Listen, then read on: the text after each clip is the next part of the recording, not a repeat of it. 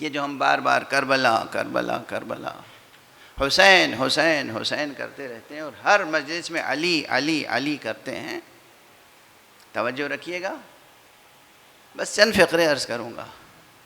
یہ حسین بھی وہ تھے کہ جنہیں ایک نہیں نہ جانے کتنی بار ممبر پر رسول اللہ لے کر بیٹھے ہیں، اور مختلف انداز میں آپ نے حسین کا تعارف کرایا ہے۔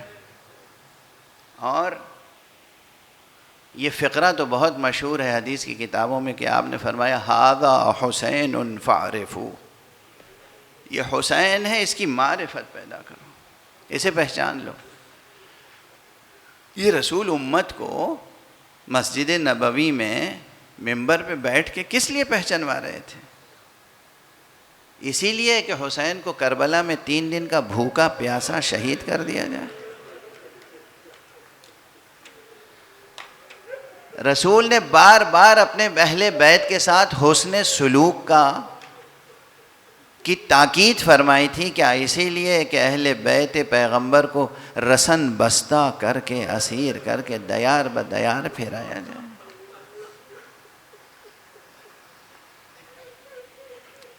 روز عاشورہ حسین شہید ہو گئے، حسین کے ساتھ بنی ہاشم کے ایک سے ایک جوان شہید ہوئے، اور اخیار امت ابرار امت ایک سے ایک نیکوکار، حبیب ابن مظاہر، مسلم ابن اوسجہ، بریر، حر، زہیر، سعید، کتنے سعداء، کتنے ابرار شہید ہوئے۔ اور صرف شہید نہیں ہوئے، شہید ہونے کے بعد دیکھیے، میں کوئی زیب داستاں کے انداز سے کوئی آرائش بیان خاص طور پہ مصائب میں نہیں کرتا ہوں، تاکہ کوئی بھی سنے اور جا کے تاریخ اٹھا کے دیکھ لے۔ ایک کلمہ اپنی طرف سے زیب داستاں کے لیے نہیں کہتا ہوں، اشارے کرتا چلا جاتا ہوں۔ یہ واقعات اتنے المناک ہیں کہ دل کٹ کے رہ جاتا ہے۔ صرف شہید نہیں کیے گئے، تمام اصحاب و انصار کے لاشیں ہلک کر دیے گئے، تنہا میدان میں حسین کا لاشا رکھ کے اس کو گھوڑوں سے پامال کر دیا۔ اجرکم علی اللہ، اجرکم علی اللہ، اجرکم علی اللہ، اجرکم علی اللہ۔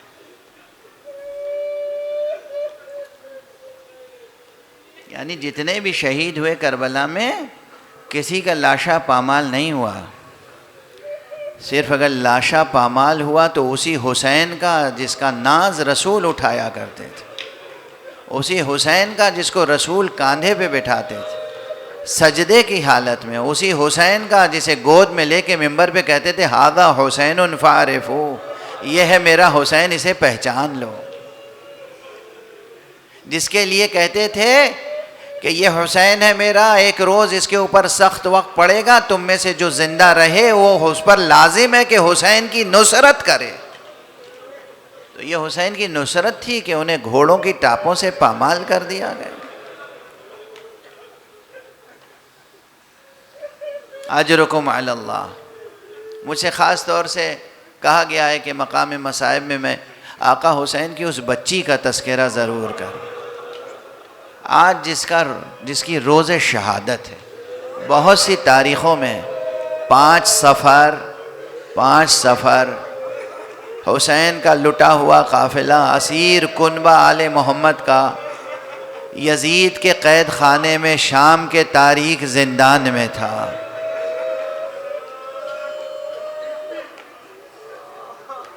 اور حسین کی وہ بچی جو حسین کو بہت عزیز تھی، حسین کے سینے پہ سونے والی بچی،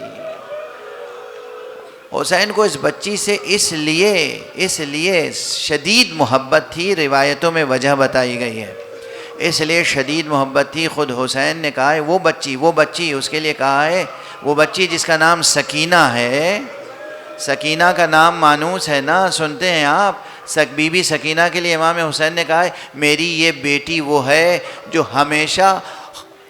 ہمیشہ تصور خدا میں مستغرق رہتی ہے،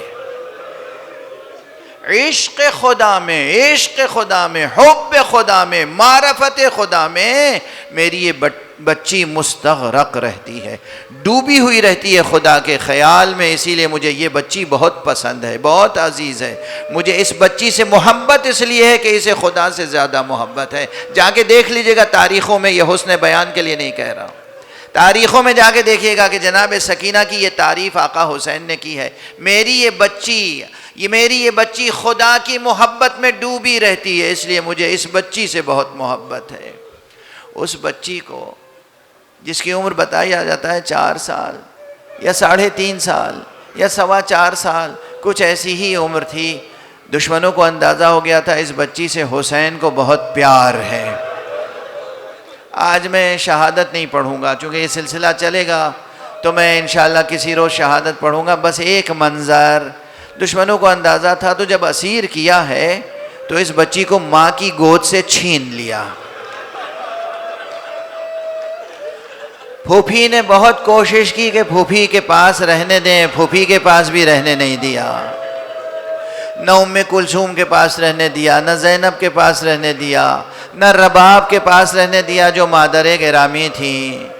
بچی کو چھینا اور تنہا ایک لاغر اونٹ پر سینے کے بل بچی کو لٹا کے رسیوں سے باندھا، اور جب وہ ناقہ چلتا تھا بچی چیختی تھی، کراہتی تھی، مادر گرامی پسلیاں ٹوٹی جا رہی ہیں، پھوپھی اماں میری خبر لیجئے، میرا سینہ چور ہوتا جا رہا ہے.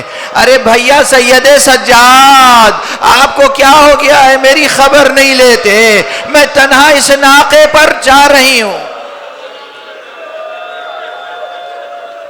اجرکم علی اللہ، اجرکم علی اللہ، اجرکم علی اللہ. خدا ہمیشہ غم حسین میں آپ کی آنکھوں کو نم رکھے، خدا ہمیشہ آپ کو گریے کی توفیق عطا فرمائے، عزاداری اور ماتمداری کی توفیق عطا فرمائے. بس میں ایک فقرہ کہہ رہا ہوں، پوری شہادت نہیں پڑھوں گا، بس ایک فقرہ.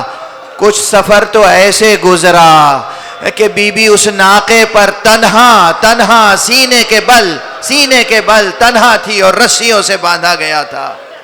اور جب کھولا بھی گیا ہے، جب بیویوں کے ساتھ بچی رہی ہے، تب بھی پشت سے کبھی نیزہ چبھویا جا رہا ہے.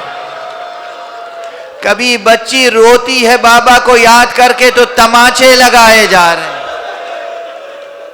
سن سکیں گے، برداشت کر سکیں گے؟ ایک روایت حوالے کے ساتھ عرض کر رہا ہوں، اور اس مرتبہ میں نے یہ روایت 3-4 ممبروں سے برابر عرض کی ہے تاکہ لوگ جا کے تحقیق کر لیں، مطالعہ کر لیں، ریفرنس تلاش کر لیں. ابن جوزی نے جس کا تعلق مذہب اہل بیت سے نہیں ہے، ابن جوزی مشہور نام ہے، اس نے اپنی کتاب بستان الواعظین میں لکھا ہے کہ جب یہ قافلہ شام میں داخل ہوا تو ایک حکم آیا خاص یزید کی طرف سے کہ بیویوں کو 9 گھنٹوں تک، 9 ساعت تک دروازے دربار یزید پر کھڑا رکھا جائے. 9 ساعت تک، اور درمیان میں 9 کے نیزہ پہ سر حسین رہے تاکہ بیویاں سر کو دیکھیں، مگر پابندی یہ رہے کہ کوئی گریہ نہ کرنے پائے. اور حکم تھا، اس کتاب میں نام موجود ہے، یزید کا حکم تھا اگر کوئی بیوی گریہ کرے تو اسے تماچے لگانا. سکینہ نے کتنے مظالم سہے ہوں گے، پشت زخمی، سینہ زخمی، سر زخمی، سر سے پاؤں تک ننھا سا بدن زخمی. اسی لیے جب شہادت ہوئی اور امام سید سجاد نے چاہا کہ غسل دیں تو کہتے ہیں قمیص ایسے چسپاں تھی بدن سے کہ جدا نہیں ہو رہی تھی.